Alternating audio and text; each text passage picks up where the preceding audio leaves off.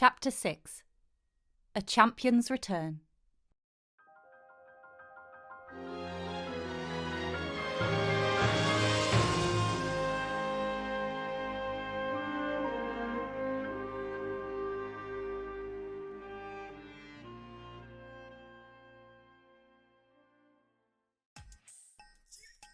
Pura hated administration.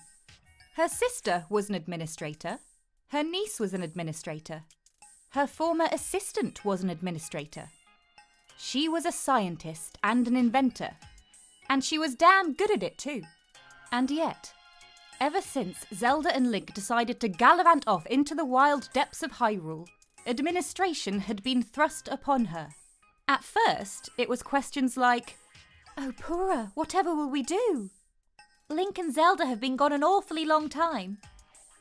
And then, "Dr. Pura, the sky is falling and the castle is flying! What should we do?" And there was, of course, "Oh my gods, we're all going to die! Pura, what do we do?" How the hell was she supposed to know why the castle got lifted up on a giant column and enormous islands appeared, floating in the skies overhead, occasionally raining debris down on hapless Hylians? Sure, she suspected it had something to do with Link and Zelda. They certainly stirred something up down there. But she was as clueless as the next person. Well, mostly. She quickly realised that the islands overhead had something to do with Zonai. That much was obvious. Probably could have figured that out even faster if every poor sap in Lookout Landing hadn't been pounding on her door and crying about how the calamity had returned and they were all doomed. Snap! She hated having to figure all this stuff out. A veritable wealth of history and technology thought lost to time, basically at her fingertips. And she was stuck in a pitiful little outpost outside of Hyrule Castle town, helping figure out where they needed their militia to go fight monsters and how to get supplies to the Rito. Zelda would have been perfect for this.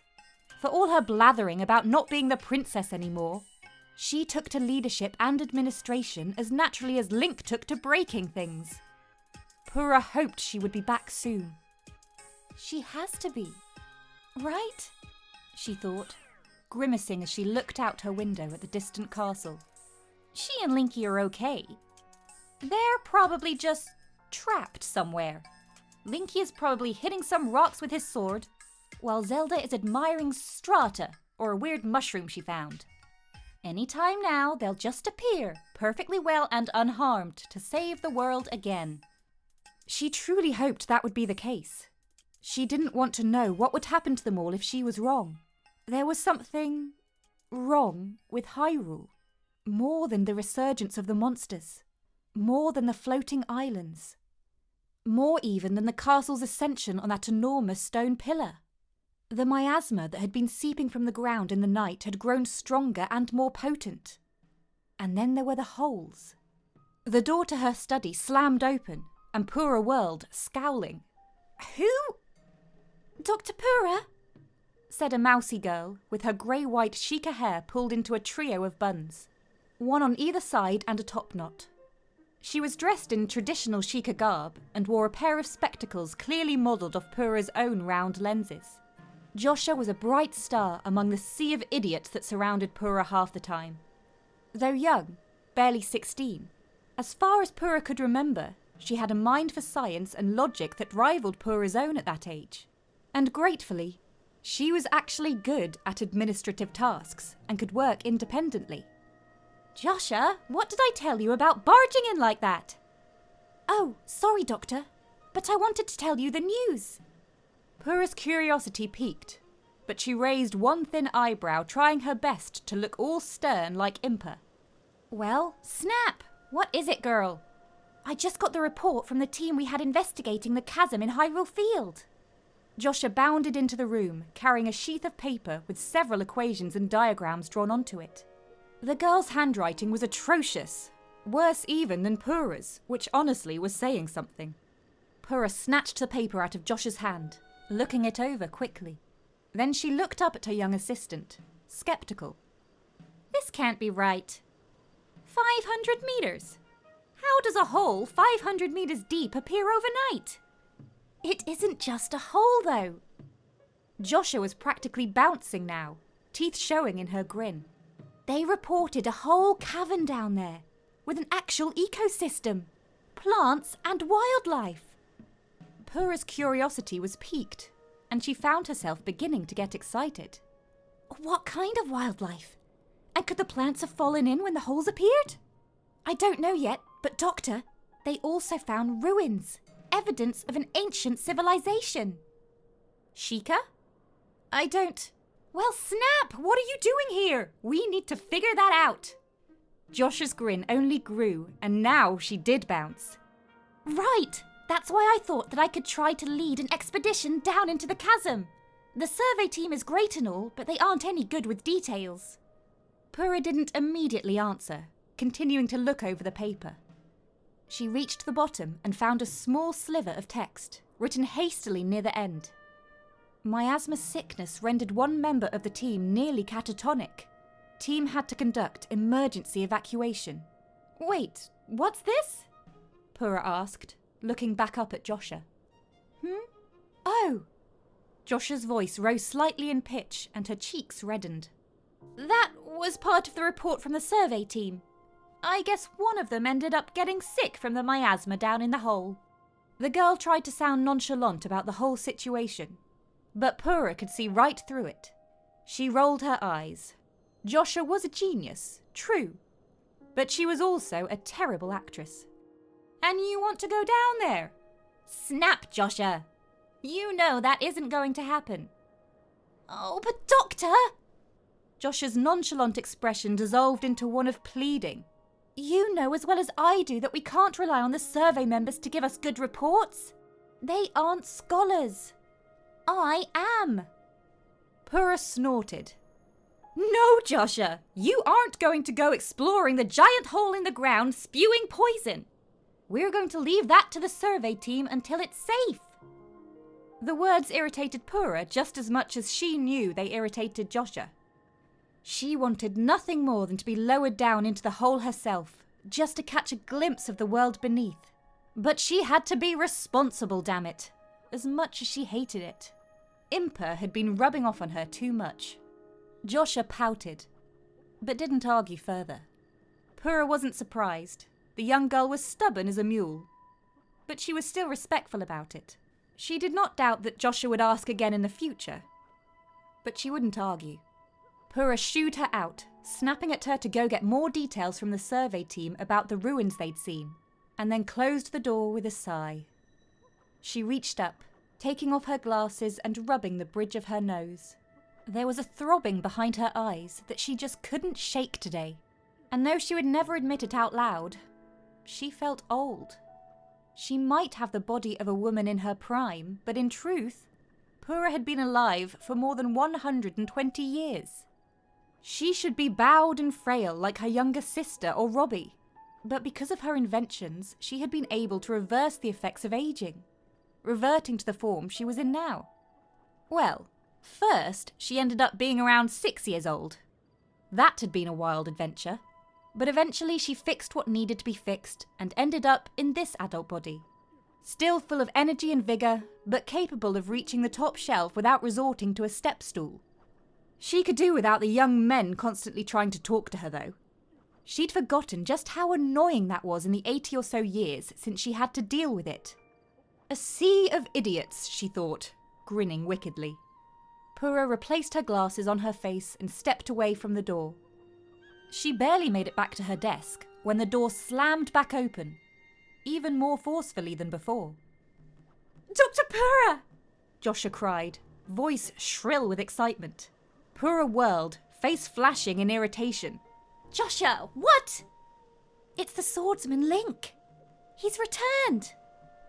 Purah rushed for the door, very nearly bowling Joshua over in her haste. Finally! About time those two showed back up. It didn't occur to her at the time that Joshua had only mentioned Link in the singular, so when she raced out of the house, goggles slipping down halfway over her eyes, she found herself searching for Zelda's face in vain. Instead, she only found Link. Linky, it's about time that you... She trailed off, lifting her goggles. Link looked terrible. His hair was shaggy and unkempt, and she could see dried sweat on his brow. The brand new tunic that Zelda had made for him before their journey was stained and torn. One sleeve and most of one shoulder of the tunic looked as though it had been burned away entirely. And his arm. Damn, Linky. What happened to you? At first, she thought his arm was burned and blackened, but upon second glance, she saw that wasn't the case at all. Instead, his arm was different. Slightly longer than the other and covered in a weird-looking bracer. The skin underneath was dark grey, almost black, with other patches of lighter grey.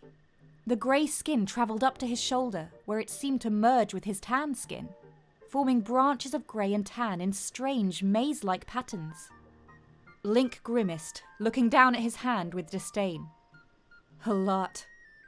Purah snapped her fingers as the realisation that she didn't see Zelda finally fell into place.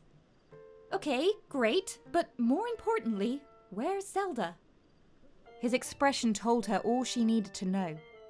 Purah's heart sank. Thankfully, I was able to use the Purah pad to transport here. I don't know how she knew I'd be there, or that it would still work after all that time. Link sat in a chair in Purah's lab, looking defeated. More so than Purah could ever remember. His shoulders slumped, hair messily framing his face, while the strange Zonai arm hung loosely by his side. Bags were under his eyes, and he occasionally winced, his left hand tightening into a fist before relaxing, as if the replacement arm caused him pain. She couldn't entirely blame him for looking exhausted. His story helped explain some of the strangeness that had happened in his absence, but none of the explanations made her feel any better. Zelda was missing. The Zonai were strange goat dragon people with weird powers, which seemed completely at odds with what she thought she knew about them. The Demon King from ancient lore was both real and returned, and the Master Sword had first broken and then disappeared into thin air. Oh, and Link had some of those weird Zonai powers now, and he was pretty sure Zelda had spoken to him, because of course she did. Purah had demanded demonstrations of the powers as he had told her about them, and Link had dutifully, telekinetically, lifted a book from her floor and had somehow permanently stuck an inkwell to her desk. Others he still seemed to have trouble with. It had taken him several tries before he managed to cause a wadded-up ball of paper to fly back at Purah. It ended up striking her in the face, which she was pretty sure he did on purpose. And he didn't seem to have great control of his ability to pass through objects at all. When he tried, he ended up getting his foot stuck in the floor for a bit before he was able to extricate himself again, with the power. It would have been funny if it were not for the rest of his story. Actually, she still thought it was funny regardless. If only she'd thought to fix the camera on the Purah pad before he got himself stuck. She'd managed to do so easily enough, though it had required replacing the module with a new one. Thankfully, she'd made several, using parts of defunct Guardian eyes in their design. Well, snap, that all sounds terrible. Purah tapped her pencil against her lip. It sounds like you've had just as bad a time as we have down here. Link's expression darkened. What's happened here? I saw some of the ruins in the distance, but... Oh, right. You've been off in the sky. Purah walked over to the table in the centre of her room, where she'd compiled many of the reports that she'd been receiving, and Link followed a moment later. It all started a few weeks ago, when the Sky Islands all appeared and the castle got lifted up. A few weeks? I've been missing that long? Purah looked at him, eyebrow cocked. Longer than that! You and Zelda disappeared underground more than a month ago! Link closed his eyes, grimacing. Right, but it's been, 3 weeks since we encountered Ganondorf? Assuming that's when the world started falling apart, yes! Snap, Linky! Keep up! He shot her a dark look, and Purah grinned, though it faded after a moment. Anyway, yeah, everything started just over 3 weeks ago. There was a big earthquake, and then the castle rose up on that column. At the same time, the islands appeared in the sky, and a whole bunch of pieces of them started raining down all over the place. Link's expression was stricken. How much damage was done? Were people hurt? Purah glanced away from him for a moment. Some. We're still figuring out how bad it is, but I know that Kakariko village was hit hard. Hateno seemed to be spared from any falling debris, and we've not been able to get anything out of the other races yet, other than some Zora that swam down the river a couple of days ago. They seem to be doing all right, though they mentioned some issues with the river. Link's expression only darkened further as Purah spoke, an expression she recognized from the years she'd known him, and she responded in the only way she knew how. She rolled her eyes and scoffed derisively. Oh, give it up, Linky. You were unconscious and apparently getting a new arm attached. You couldn't have stopped any of that. If Zelda and I hadn't woken Ganondorf. I think that was happening either way. You know things were getting worse. That's the whole reason you went down there in the first place. He still didn't look convinced, and Purah wondered if she should slap him. Impa claimed that to be effective. Might be kind of fun, too. She made a motion to swing at him, and Link flinched, pulling back and looking at her with confusion and irritation. Purah? What? She grinned at him and shrugged. Impa said it was fun. She did not. She did not, but she did say it was a good way to get things through to you. I thought it would be fun. Link snorted, giving her a frown, but she then saw a small smile cracking his lips. He blew out a heavy breath and leaned back in his chair, reaching up to comb his fingers through his hair. He looked exhausted. Look, Linky, I think you need to get some sleep. He grunted, leaning his head back and closing his eyes.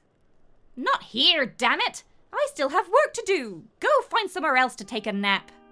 Link cracked one eye open, smiling wryly at her. You're so kind. When he didn't immediately get up, though, Purah scowled at him. You're not going to leave yet, are you? Wasn't planning on it. Link looked around her study, considering. What else is happening?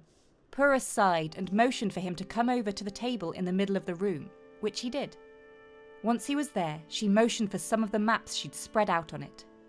We've been dealing with a new resurgence of monsters. Snap! They practically appeared out of thin air and got right to work attacking supply convoys and settlements. Link looked quietly at the maps before motioning towards a spot not too far from Lookout Landing. What's this? Monster camp. Haas took a team out to deal with them a couple of days ago. They haven't gotten back yet. If I can get a horse, I can... Linky! Stop being an idiot! He turned an irritated expression on her. I've got more experience fighting monsters than anyone else in Hyrule. Purah tapped her pencil on the map. And didn't you spend the last 6 years personally teaching people like Haas all that you know about fighting monsters? Link's cheeks flushed slightly. That doesn't matter. Purah threw up her hands. You're hopeless. All you ever do is think with your sword. While he tried to stammer out a coherent response to that, she pointed at the northwestern portion of the map. Look, a bunch of new monsters isn't the only thing we've got going on either. That silenced him. Did you see that huge storm over the Hebra region when you were up in the sky? Link nodded slowly, frowning. Yeah, I did. And did it look weird to you? Yes. That's because it is weird. She swirled her fingers around in a circular motion. It's some kind of freak blizzard cyclone, from what we've been able to tell. It's left the entire region under a huge blanket of snow. And Lake Totori has completely frozen over. What about the Rito? Rito village was at the heart of the Hebra region, just south of the mountain range that gave the region its name. The village, which was a bit of a misleading title, was the home of the Rito people, a bird-like people with wings and beaks and more pride than any one race deserved to have. That's the thing, Purah said, shaking her head. We haven't heard much out of there in a while, and the storm is so strong that it took out the bridges leading up to the village. Link's hand on the table closed into a fist. Great. Just great, he said through gritted teeth. So we don't have any idea why they've gone silent? Purah shook her head. Nope. We've also... well... She hesitated, wondering if she should add more to the situation. Link already looked ready to pop. What? What else is happening? Link fixed her with a hard stare, and Purah sighed. Well, a bunch of ruins fell and blocked off the path through the Gerudo Canyon, so we've not been able to get much out of them either. Purah? She held up her hand quickly to silence him. But as far as we can tell, they're still okay. Just harder to get out of the desert right now. As long as we can get that cleared before too long, it shouldn't cause too many problems. He frowned, considering. Well, what about the Gorons? Can they help? Purah snapped her finger. Now there's an idea. I've been trying to figure out how many explosives we need to use to clear the rubble without bringing half of the canyon down in the process. Link nodded, some of the tension seeming to leave his shoulders. He still looked exhausted though, and she felt a pang of sympathy for him. He'd been through a lot. Look, Linky, you've got the Purah pad. Why don't you go back to Hateno and get some rest? You look like you're about to fall over. He took a long time to answer her, eyes still focused on the map and other reports she'd been collecting. She could see his mind working, trying to piece things together and figure out his next step. And perhaps the Demon King's next step too. I don't know what's going to happen next, Purah, he finally said, not looking at her. I don't know where Zelda is, and this Ganondorf... He glanced down at his Zonai hand. He destroyed the Master Sword. It was... He closed his hand into a fist. It's gone. Well then, we'll just have to figure out another way to take him out, Purah said, feigning a confidence she didn't entirely feel. The loss of both Zelda and the Master Sword felt like a disaster that they wouldn't be able to easily overcome. She didn't think Link needed to hear that right now, though. Come on, Linky. After everything you've done, this will be nothing. He glanced at her silently before looking away, expression troubled. She saw him flexing his Zonai hand, and she wondered if it was hurting him, or if he was just being reminded of its presence. She was dying to make him show her more of his abilities, but she restrained those impulses for the moment. After a few seconds, she said, "You need to leave." He looked at her, frowning. What? Get out of here!